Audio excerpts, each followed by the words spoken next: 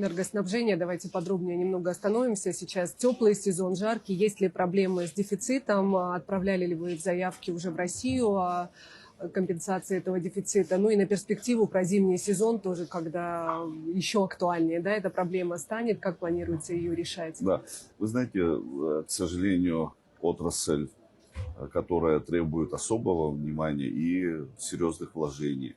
И решить все те проблемы системные, которые накопились на протяжении более 30 лет, мы, безусловно, снять оперативно их мы не сможем. При этом у нас есть видение выхода из этого кризиса.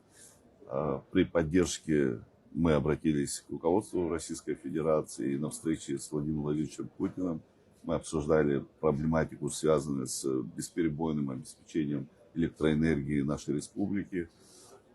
И надеюсь, что то, что мы обсуждали в рамках нашей встречи, они получат и дальнейшие шаги реализации. Сегодня мы обеспечиваем свою республику собственной генерацией. В летний период сейчас приток воды достаточен для того, чтобы покрыть расходы электроэнергии республики.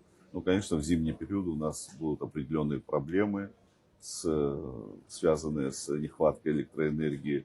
Занимаемся, решением данного вопроса, проработкой, в том числе и с нашими российскими коллегами. И системные вещи на перспективу разрабатываем, так и те вопросы, которые буквально уже через несколько месяцев станут остро перед нашей республикой в рамках энергообеспечения. Всеми этими вопросами мы занимаемся уже сегодня.